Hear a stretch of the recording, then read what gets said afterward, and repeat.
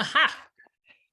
Boy, I tell you, folks, I'm not sure what's going on because it's not storming out or anything, but I keep getting this offline message that pops up. So I'm not sure what's going on. Maybe it's the friendly orbs that I share this space with are playing some tricks on us tonight. We'll have to see how things go. I don't have tech support puppy with me either today. So on my own, I think we can get through this together though. Before we get started with tonight's slides, I did want to show you some items here from the Good Natured Archives, particularly this one. So this is an owl pellet that I've had for, I'm going to say, oh geez, over 10 years, maybe coming up on, it might go back to when I worked at Red Oak, so over 15 years ago. Just for perspective here, let me get out the lip balm. So 2 5/8 inches. This was a massive owl pellet that I found at a local forest preserve. Actually, this was Glenwood Park Forest Preserve down in Batavia. And it's got a little bit of everything. It has leg bones in it. And it has, where did they go? There were some beetle exoskeletons that used to be apparent on here. You can see this is a little bit worse for wear because it's been around for a long time, and I've used it at a lot of classes. But oh, here, okay. So if I hold it just right, and put my finger on it right here. See that shiny? It's a little blurry. The shiny little bit right there is a beetle exoskeleton. So whether it was incidentally taken in when the owl was eating something else, or whether it was eating beetles too, protein is protein, right? Well, oh, look at this. This is a, put my finger behind here. That's the foot of a bird. That's a little tiny bird claw there. And the rest of the leg is kind of folded up. And so there are feathers, there's fur, there's insect parts. Clearly these animals consume a varied diet. Oh, IT is not going to be happy with me when they see this keyboard. Until yesterday, this was the largest owl pellet I had ever found. But as we'll see in the slides, there was something that has now topped that. It's probably still down, if you're local and you want to go check it out, down at Island Park in Geneva. It's closer to the river than it is to the bike trail that runs through there, but it was pretty cool too, as we're about to see. So with that, and with our fingers crossed that we don't lose our connection again, let's go ahead and see what's up in the world of good nature, what's been happening over these last few days. We'll go to our slide show here, our screen, and our slides for today. So, okay, well, this was an eye-catching, let me get this out of the way. An eye-catching pile of scat at Elburn Woods Forest Preserve last Friday. And this beautiful fur, the only animals I can think of that has this color, these colors, so there's gray, there's this reddish brown, there's black tips on the fur. I was leaning towards raccoon, but this is a really lovely looking raccoon. Let me see, how do I get this moved out of the way here? There we go. Take another look at it and zoom in. So this was a scat that was right in the middle of a trail. So that tells us it's a canine, and it's probably a wild canine, and it's probably a coyote, because foxes don't tend to make this much, and they don't tend to leave it in the center of the trail, especially when a coyote is around. Usually the coyotes, remember, it's not just a a scat isn't just a means of relieving themselves, it's also a means of communication. So I did poke around in this a little bit, so whatever message they were leaving behind, I might have disturbed.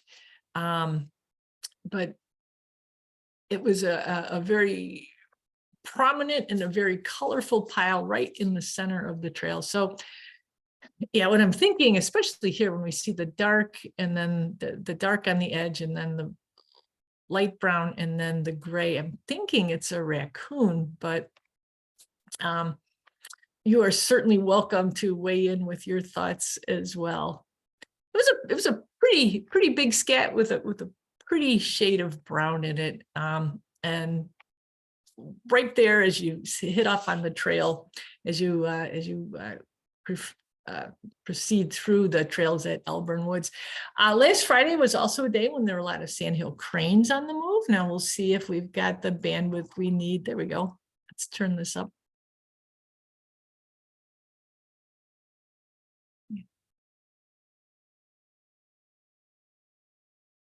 So lots of cranes were on the move, and they still are. Yesterday, when I was out walking, and they were flying so high, we could hear them, but we couldn't see them. I suspect those are cranes that will not be spending the spring, summer, and fall in our area. They're probably headed to points north of here, whether it's Wisconsin or even Minnesota or somewhere. But really another added incentive to get up, get out, and turn an ear to the sky, because even though these birds are way up there, you can still hear them as they make their way north. Now, lots of creatures are on the move, and this one was, now I don't know, so this is part of the photos that I took on a walk yesterday. I met a friend and we walked from Mount St. Mary's Park here in St. Charles, and we went down to just past Island Park in Geneva. Again, if you're local, you probably know how Metra is busy adding another rail so they can improve the traffic flow through this area. So there's a lot of construction around the railroad bridges. There's also, with the almost decent weather that we've been having lately, the sunshine, that we had out yesterday, had a lot of people out on the trail. Doesn't bode so well for little guys like this. So this is a little woolly bear. Didn't make it across the trail, but it shows, what these creatures have to put up with. They didn't evolve a sense of how to cross asphalt. And to them, they're just trying to get from one place to another. This one, I don't know if it was a bicycle or a foot. I was kind of bummed that it was no longer going to be doing its woolly bear thing. But this is a good example, if it were alive, a good example of insects that go through winter in a state of what we call diapause. So this is a species, these turn into a moth called an Isabella tiger moth.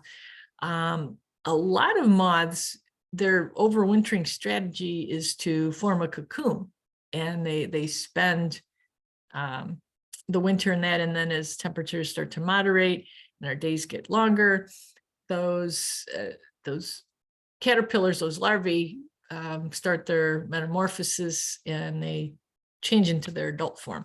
Well, the woolly bear, that woolly coating there, those strands that cover its body aren't going to be warm enough to protect it from the severe cold. So this is an animal that will go down under leaf litter.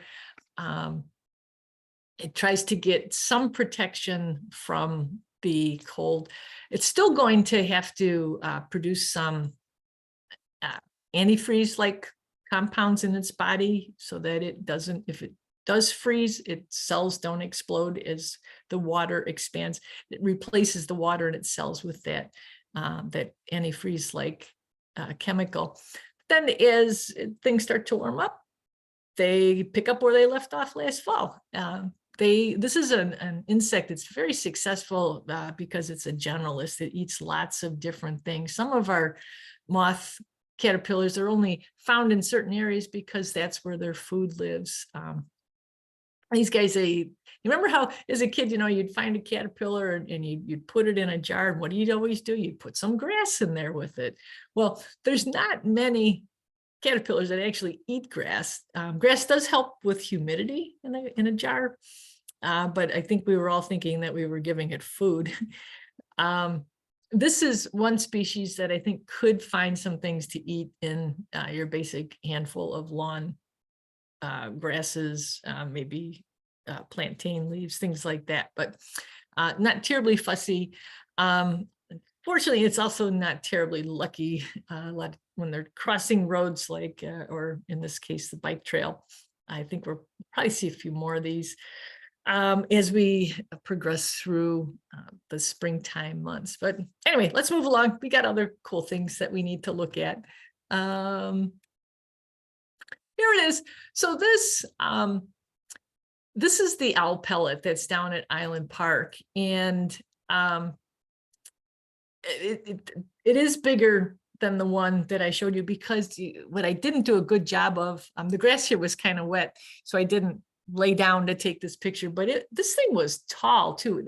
And this was not a scat, as in a dropping of a coyote or a fox. This was pelleted shape. It was below a tree branch. It wasn't real near the trunk of the tree, but look, maybe 12 to 15 feet above where this pellet was, there was a really nice perching type branch. So the owl that ejected it, I'm almost 100% sure was a great horned owl. And look at some of these bones. Now, this has probably been there for a while. I suspect it's probably been rained on. Maybe it got pelted with that weird snow that was nowhere near 8 inches that we were supposed to get last Saturday. But the fur, the bones, there was a pelvis in here, a small pelvis. Let's see if we can zoom in. This thing was just massive.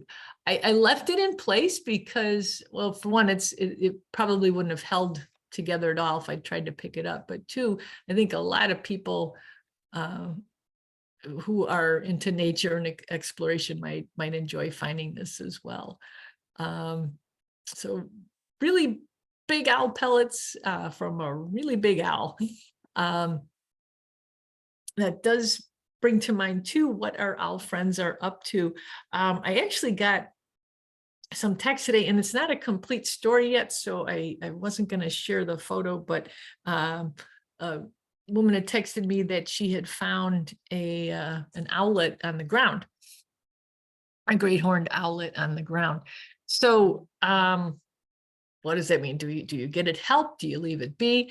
This one did appear to be pretty small. It doesn't have much in the way of flight feathers. There's still a lot of fluffy down on its body. Sometimes it's accidental. Owls don't always make the best choices for nests to move into. Remember, great horned owls don't make their own nests, but they will find something that will hold their eggs.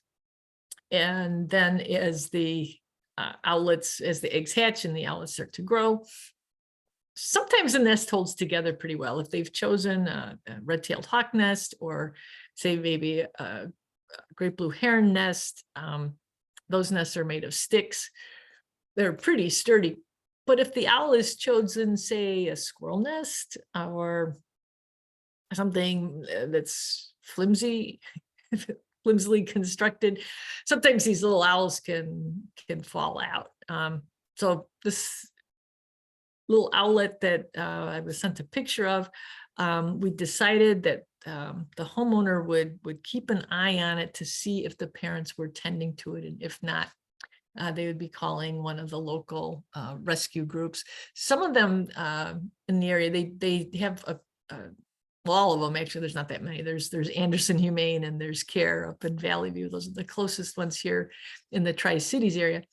They have relationships with either tree service people or sometimes utility people who have access to ladders and bucket trucks.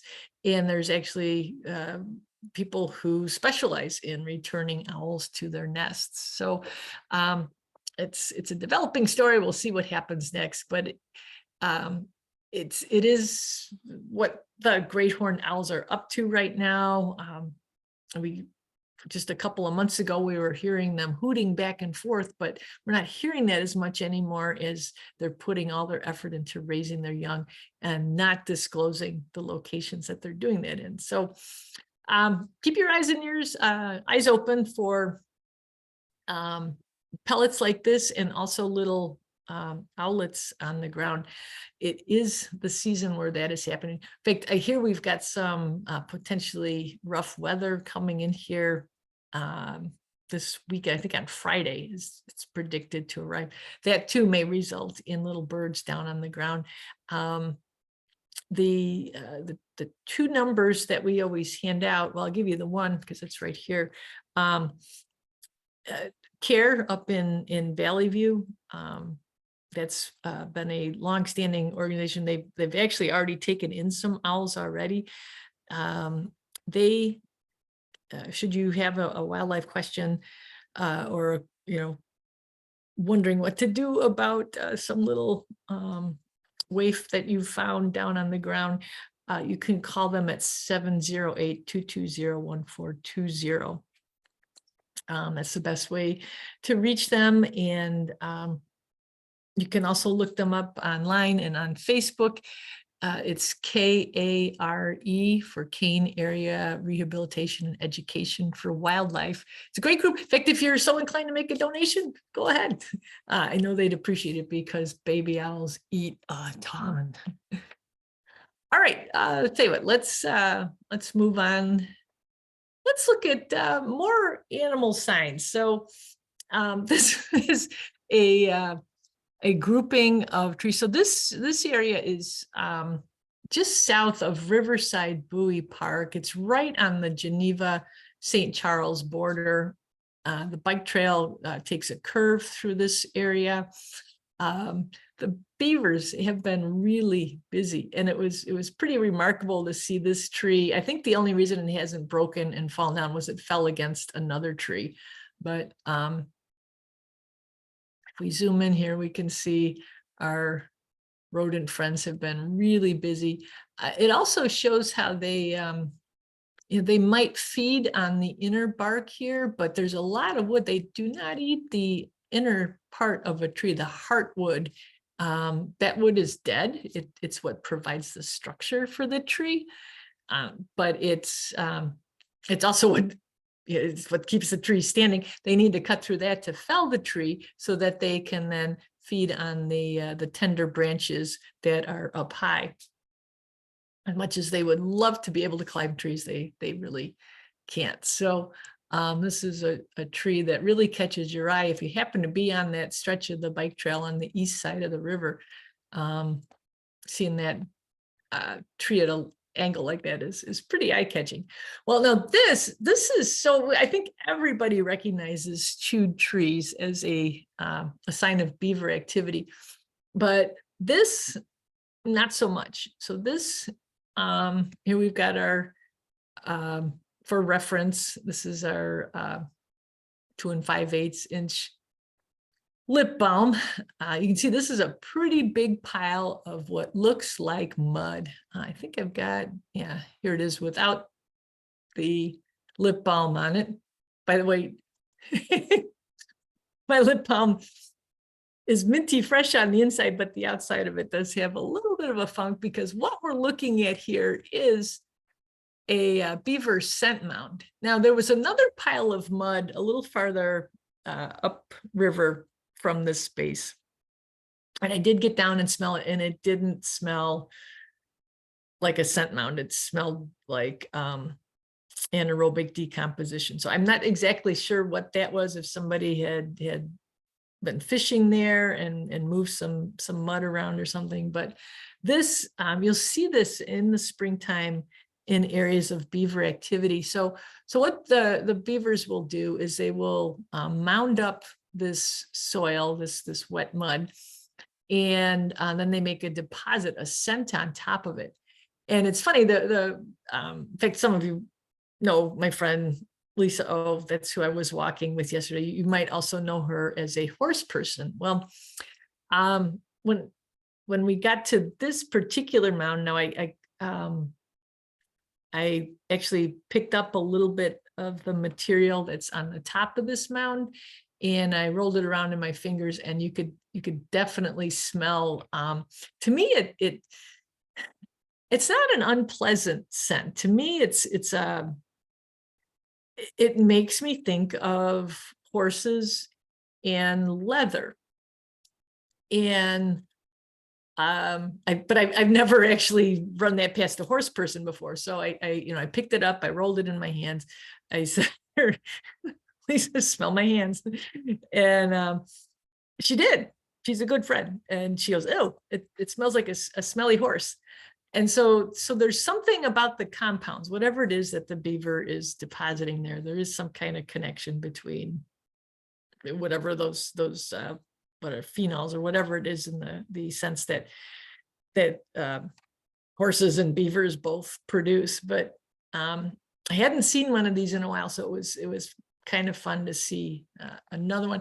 There is a lot of beaver activity up and down the Fox River, and this serves as a scent post to other beavers that might be in the area. Now, you picture a beaver, they're chunky, they got their buck teeth, they seem ideally suited to cutting down trees, but not so much fighting with other beavers. But they do become highly territorial during this their breeding season. So this is one way they put out the word that this territory is claimed. So this scent mound was, I don't know, maybe 50 feet or so from those felled trees.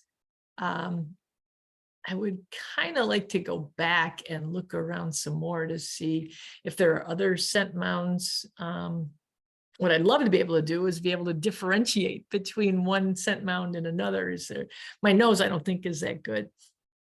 But if you happen to be out near a waterway with beaver activity, look for these. They can be easy to miss if you're not looking for them, and they do look like, somebody's just kind of piled up a bunch of muck, and somebody has, but it's not a human somebody, it's a beaver somebody. So another sign of spring, and a cool one too, one that is multi-sensory. All right, so as we were walking along, so this is the, let's see, this would be the Prairie Street Bridge, and this is one of the posts along that bridge. All these little dots on here, that's not part of the concrete. Those are all little midges. These are all insects. This is another one of those emergences that has occurred. These insects come up out of the water, so their larvae live in the water, usually for several months up to a year. We've already seen a couple other hatches. These are different. The other type of midge we saw a couple of weeks ago, the antennae were much more prominent on the males. These, I could not really see a big difference between the males and the females, at least as far as the antennae go. Boy, they were thick, and they seem to have, because we walked across this bridge, let's see, when we were heading to Geneva, I would say it was maybe 3:30 or so when we crossed the bridge the first time. We didn't have much trouble. There were a few insects around, but it wasn't one of those where you have to watch your breathing so you're not bringing them, sucking in insects through your nose or your mouth. But on the way back, it was much thicker. So clearly these things were coming up and out. Once they're out like this, as in their adult form, they don't have much of a lifespan after this. The objective is to mate and lay some eggs, and then they die. When you see clouds, generally, these tightly dense clouds of these insects, those are usually males in a mating swarm. thinking that they can, pool their senses together and increase the chance of coming upon females when they are together in those clouds. So they were coating the bridges, the abutments, the railings. It was quite a sight to see. And then we looked up. Now, these are not insects. These are birds. They just happen to be really far away. So the tree swallows are starting to move through. And I love it when natural phenomenon, when the timing actually works the way it's supposed to. Guess what tree swallows feed on? Flying insects by the millions.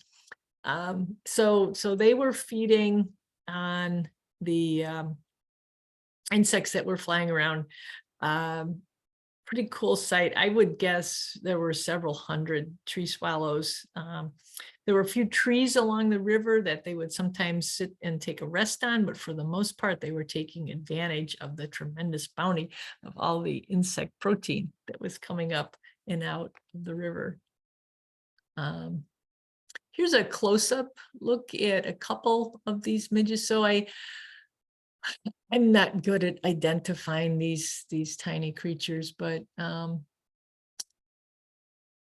they are, I would say they were less than half an inch, maybe around a quarter of an inch in size. So you can imagine how many of these insects these swallows would have to capture. What I didn't know, I wasn't aware of until I got in the car to head home, but yeah, midges need to rest too, just like the swallows that were landing on the tree branches. I had a lot of midges on my hat. So I tried to shake as many off as possible so that they could continue on their very important job. But I did end up with a few that rode home with me. Hopefully some of the midges got, blown west of the river a little bit so they could hook up with these guys here. But I guess that's a hazard of wearing a hat, or maybe it's actually, better to have a hat than to have them stuck in your hair. I don't know, but some of the midges had a little joyride around town before they were given their freedom back at Casa Otto. So this is, I was visiting this establishment today. This is one of the senior living facilities that I visit on a monthly basis. And I did not notice this when I walked in, but when I walked out, I thought, aha, they're back. I don't know if you can see what's going on here. We will zoom in. But this is, I'm going to guess it's the same pair. Now I've been going, this is Heritage Woods and White Oaks. White Oaks, I believe, is the memory care wing. Heritage Woods is, I think, assisted living. They're in South Elgin. Every year that I've gone there, there has been this pair of geese nesting in the parking lot. So here's mom over here on her nest, and here's dad sitting in a puddle, but ready to defend her if he needs to. I think I tried to zoom. Yeah, so she's so she feathered her nest, but with the breezes and everything, a lot of that down has ended up in this bush right next to her nest. But here she is. So she's already sitting on eggs. I didn't want to disturb her to see how many were there, but a goose lays about an egg a day, and they don't usually start sitting on them, just like ducks. Ducks and geese are waterfowl friends. They will lay an egg a day. They don't want to start sitting on them until all the eggs have been deposited, because they want all the babies to hatch at about the same time. And if she started sitting on the first egg the moment she laid it, it's going to hatch 10 or 12 days before all of its siblings. So anyway, there's mama sitting on this parking lot island. Last year they were on the island just east of this one. And And here's Pop. I thought it was interesting. I don't know why he chose to sit in that water. If that was, if he was thirsty, I thought, oh, imagine all the runoff muck, the salt, the automobile fluids. You know, if he was sitting in that because he was thirsty, I don't know that was the best decision. On the other hand, maybe, you know, maybe he was warm. They have layer upon layer of down on their bodies, and maybe sitting in the water helped him regulate his temperature. It was, the sun does have some strength to it these days, but anyway, we're going to have another batch of parking lot geese. Probably, I think they're, takes about 28 days for those eggs to hatch. I'm going to say 4 weeks. So they will probably be done by the next time I go there, but yet another sign of spring. It did remind me though, that even though Canada geese, males and females do look very similar, there is a size difference. And you can also usually judge which is the male and which is the female by their behavior. So here we've got the male in the lead and the female following. This is often how they move.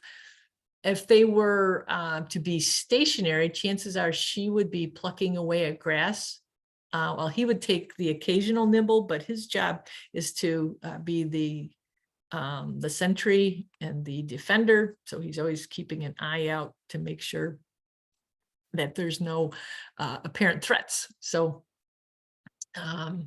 we zoom in here, you can see too. Taller, longer neck. She's got a chunkier body, shorter neck, but you think she's smaller, but I bet if we weighed the two, she would weigh more than him. But yeah, just something to look at. Even though you see these geese and they all look identical, it is possible to tell males from the females or the females from the males. Now this was really cool, and I wished I'd been able to see this myself. This was a series of photos sent in by our friends Jim and Sue. I was only able to get one of them to upload. For some reason, the other two would not. They're saved in my pictures, but they would not upload into tonight's slides. So we'll just look at this one, which kind of says it all. This is a red-tailed hawk. And there's layers of irony here. Usually when a hawk is feeding on a bird, this is what it leaves behind. I've never seen a hawk that's been fed upon like this. And I don't know the prelude to it. I don't know if this hawk was sick, if it maybe had an impairment. What Jim said was that the chest, the body cavity here is intact. So there was a lot of plucking that went on, but the bird itself, the body of the bird was still intact. What's missing is the head. So he was wondering, what could have done such a thing? Whoops, close your eyes. That's a really cool picture too. So I've done some reading about interpreting bird sign, and so when you see a kill like this, and you see there's feathers everywhere, it was a bird. Mammals don't pluck their prey the way this bird was plucked. The other interesting thing, the fact that the head was missing, that tends to be the hallmark of a great horned owl. That there's this interesting publication here. I'm going to switch over. I think you guys should be able to see this. So this is a USDA publication that is written. this particular branch, I think this is the APHIS branch of Animal and Plant Health Inspection Service. So there's an arm of the USDA that deals with human conflicts with wildlife. This is the same branch. The APHIS people are also the ones who are very proactively always dealing with the issues that arise, the conflicts that can arise between large birds and airplanes. A few years back, there was a project where they were tagging red-tailed hawks. They were capturing them near the airports around here and then moving them varying distances away, and then seeing if the birds were apt to return or if they set up new territories elsewhere, or if something else happened to them. But this Hawks and Owls publication, this backs up what I had read a few years ago about owl predation on other birds. And they do talk about how owls more than other birds of prey will take the head off. So that's what we're gonna go with. Now, clearly this bulletin was meant for people who keep chickens and maybe have been noticing that some of the chickens have gone missing. There's it gets into a lot of things that we're not gonna talk about, translocation, euthanasia, things like that, but describing, helping chicken owners figure out what has happened to their birds. The first few pages of this report were really interesting. So anyway, I think that's what Jim and Sue found, was a hawk that had been taken out by an owl. Now, was it a territory dispute? Owls, a lot of times, like we said before, they do nest in red-tailed hawk nests. They take over because the owl breeds before the red tails do. Maybe this red tail, who they tend to be faithful to a nest year to year. Maybe this bird came back and the owls were moving. Maybe that was what the conflict was about. Maybe the owl was, or maybe the hawk was sick. Don't know, but very interesting find on the part of Jim and Sue. Now you got a sneak preview, but let's look at this again. This was so the column that I wrote last week was a little play on the Easter egg hunt that the Park District will be holding this coming weekend. I always think it's kind of funny that our human tradition of Easter eggs and Easter egg hunts often coincides with mink hunting eggs as well, but totally different eggs for totally different reasons. They're not looking for candy, they're looking for protein. So waterfowl, nesting waterfowl, like we saw with that goose, they, besides threats from birds of prey and humans, mink are another thing that our local waterfowl have to constantly be on the lookout for. So this clearly this mink, this picture was taken, I believe, Terry, the woman who sent this photo in, she took this, this was out at Afton Forest Preserve, which is in DeKalb County. I think she said this was in January. Look how thin that ice is for January. It's enough to hold up a mink. I don't think it would hold up much more than that without breaking, but look at what our mink has found. I thought this was just a fabulous photo. Let's zoom in here. So what we can see is it's a large frog. It's actually a bullfrog. It doesn't have the folds of skin going down its back. Mink eat a lot of frogs. The wintertime, the frogs are pretty helpless. They their best defense is their ability to move, and that's not working for them when it's this cold. They're dormant. They're usually underneath the ice or tucked into a bank. This frog doesn't look particularly muddy, so I'm not sure where the mink grabbed it from, but it's quite a prize. And Terry said that the mink actually they did one of those, their eyes meet, and the mink froze just momentarily. She was lucky enough to snap this photo off before it then did go ahead and dive in the water. But I thought this was just a most excellent photo. Mink are they're very efficient hunters. I think we've talked about them before, and the way this mink is holding the frog there, you behind the head. That's usually how a mink or weasels too actually will dispatch their prey, is a quick nip behind the head, severs the spinal cord. It's a quick death, and then they'll cart it off. They will feed. They usually have preferred parts that they will feed on first. In fact, they've been known to take the heads off of chickens too. Now, they don't pluck their prey the way we saw with Jim and Sue's hawk, but they do oftentimes end up with more prey than they're able to eat. They'll cache it, but sometimes it goes bad before they're able to eat it all. So super cool photo here.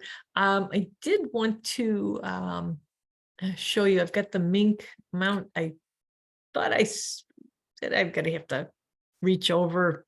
I'm gonna have to get up to grab it. I think this was our last photo in this slideshow. So yeah, hold on just a sec. Let me grab the mink mount and we'll talk a little bit more about mink before we wrap up for tonight.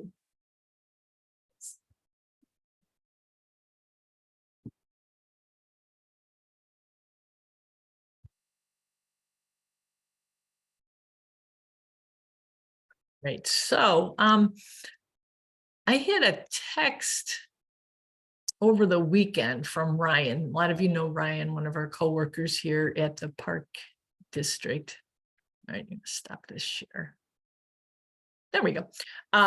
So Ryan is an avid fisherman. In fact, he is, if any of you are following the schedule for the River Corridor and Conservation Foundation River Runs Through It program series, Ryan is the next speaker coming up now in April, talking about fishing on the Fox. So that should be a great presentation too. He'll talk not just about fishing. In fact, he's not going to give away his fishing spots, but I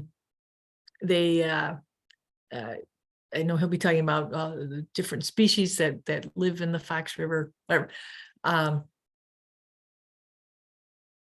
Let me reel that back in. I'm going off on a long tangent. Yeah, so that's the third Wednesday in April. If you're interested in taking that in, that'll be over here at the Baker Community Center in St. Charles. But anyway, Ryan had sent me a text. It was a screenshot from a fishing forum that he follows called Fishing on the Fox. And there was a gentleman on there who was pretty sure he saw an otter. Now, the thing about fishermen is they don't like to give up their spots. So he did not mention where along the Fox River that he was, but he said he's seen a lot of mink in his time out on the water. And he said this was a lot bigger. The tail was longer and thicker. He's pretty sure it was an otter.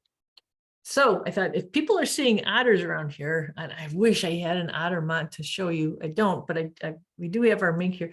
This is the general size that we're talking about. From nose to tail here, we're looking at about maybe 2 feet or so. Slender body, slender tail. Here, can see that. And then this mink was mounted with the characteristic hump in the back. Now, otters and mink are they're in the weasel family, so they're going to have a similar style of movement, that sort of sinuous movement as they run along, and they are chances are if they're by water, they're going to dive in and try to swim away if they think they've been spotted. But the mink, if you're familiar with ferrets, ferrets as pets, mink might be just a skosh larger than a pet ferret. Mink too, they tend to have some sort of white. Now this, by the way, this was a roadkill mink from off of Peck Road a couple of years ago. This one had just a little bit of white on the chin there. Sometimes the white will go down the throat. Sometimes you'll be able to see white on the belly as the mink is bounding away. The amount of white that shows is unique to the individual. So people who study mink, they can tell one from another just by looking at where the white is, and how much there is on the belly. So you might see mink because of all the waterfowl getting into their nesting season, but there is that tantalizing hope that there might be an otter out there as well. All right, with that, let's take a look at what we've got here in the chat boxes. Beaver what? Boy, this is where I need to get better and staying on these chats while we're still talking about the topic. Do beavers have special scent glands that they use for the scent mounts? Yes, they do. And that material that's expelled, it's got a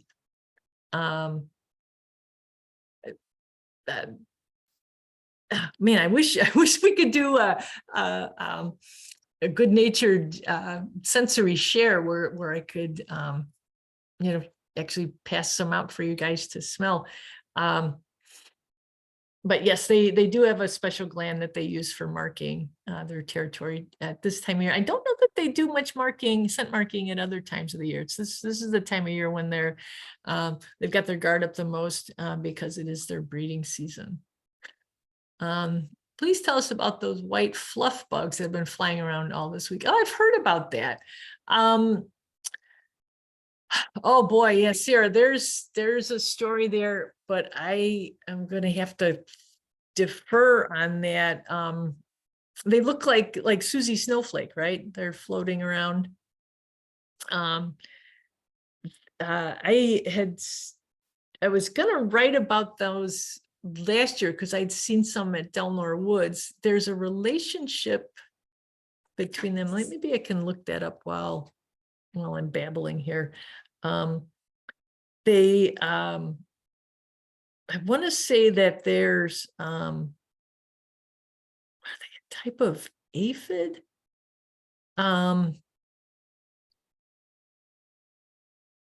Let's see. Yeah, so there's different types. They're usually tied in with a specific type of tree. I know there's some that there was a relationship between alders and silver maples, but they are okay. So the woolly aphid that just came up was woolly hackberry aphid.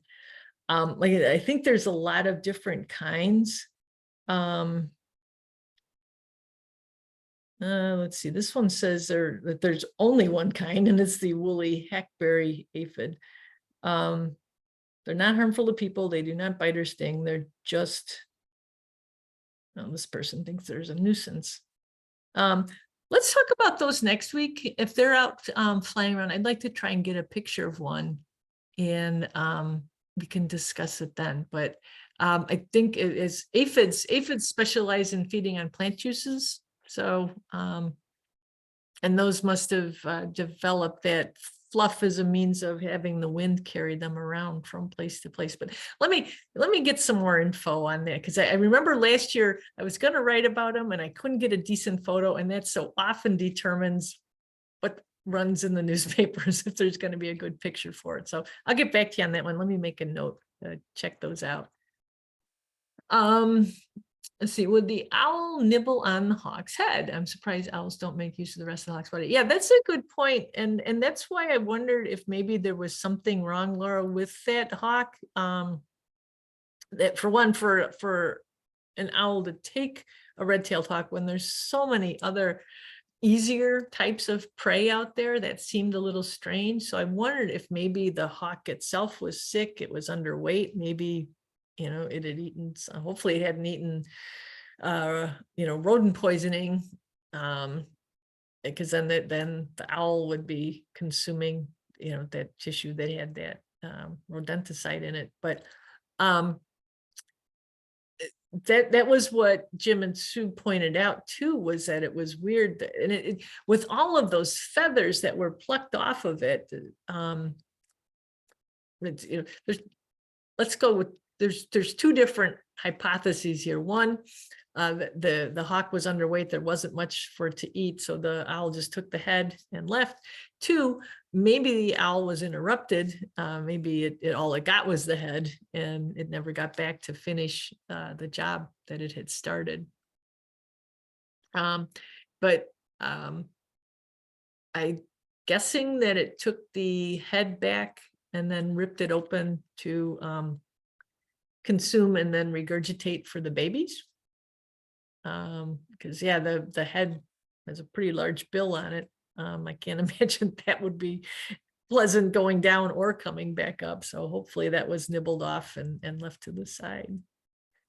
Are mink out in the day, or are they more nocturnal like beavers? You know, I've seen them in the daytime in the winter, like when Terry took that photo. In fact, they're easier to spot in the winter if we do have a little snow cover. The one that I saw, gosh, this was over at McKee Marsh, and what I saw was a dark form moving against the white snow, and it had a frog in its mouth too.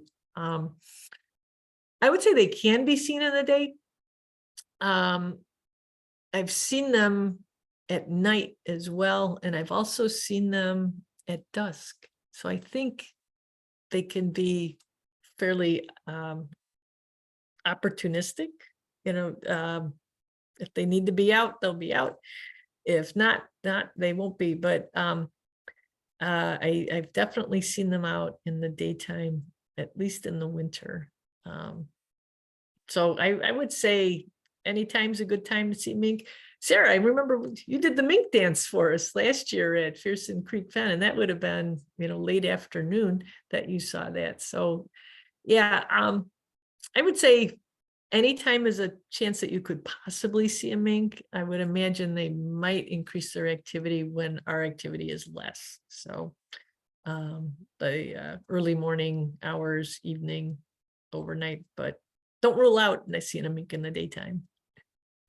Can geese have taken up residence in the courtyard of the local Y, maybe nesting? Yeah, I would say if they think, John, Bobby, if that's a place that offers some shelter, some protection, maybe a place where a predator would be less likely to show up. That's for the thing with those Heritage Woods white oaks geese. They've come back to that parking lot year after year, and it's not scenic, it's not even that sheltered, but I don't think there's many predators either. I don't see a mink running across that parking lot. There's not really any mink habitat. In fact, there's not really much goose habitat near there either. There's a tiny little, it's like a triangular shaped retention pond on that property. But it's pretty suburban, a lot of pavement.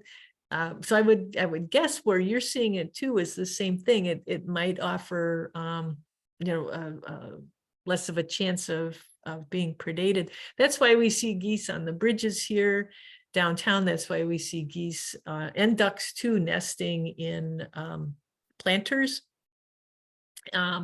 Anything that can they might look really obvious to us, but those obvious places are usually in places where predators are less likely to want to go into.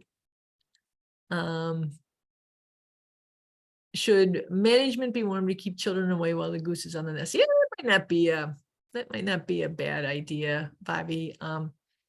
The goose injuries, I mean, they put up a fuss, they hiss. It can startle you if they, pinch at your ankles and stuff, but it's more of a startle thing than it is an actual pain or something that's gonna break the skin. But yeah, in terms of harassment and things like that, it would probably be good to keep the kitties away from the geese, because they are trying to raise their family, and interference from humans, even little humans, can be stressful to them.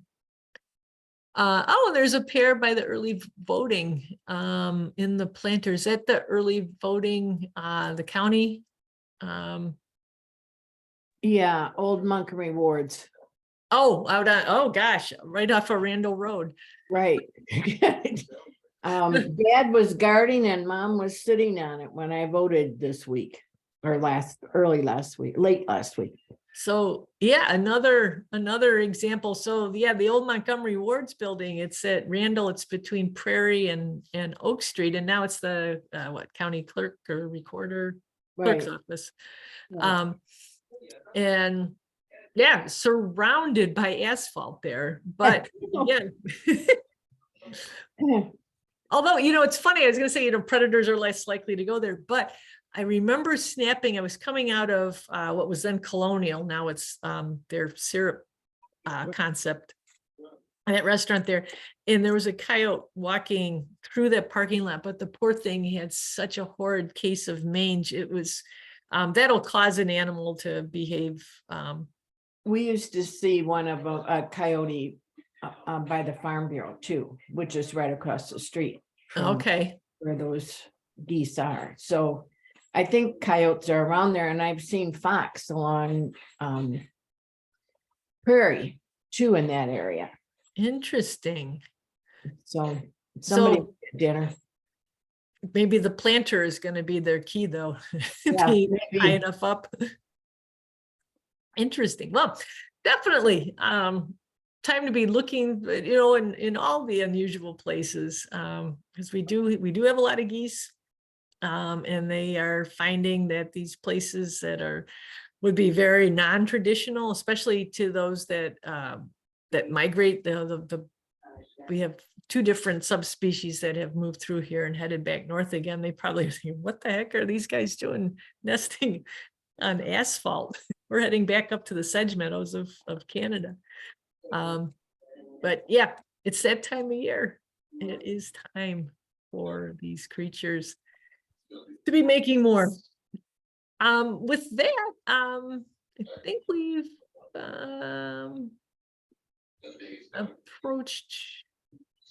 we've gotten to the text. The chat. Yeah. Nobody else has anything that they'd like to share. We'll say happy Tuesday to everybody, and much appreciate you tuning in. We'll be back again next week with more good nature. So I'll see you then. Thanks, Pam. Have a good night, everybody. Thanks, Pam. Thanks, Pam. Thank you. Thanks, Good night. Pam. Thanks, Pam. Thank you. Thanks, Pam. Put my owl pellet away. Sorry I was late. We got you, Chris. Have a good one. Bye.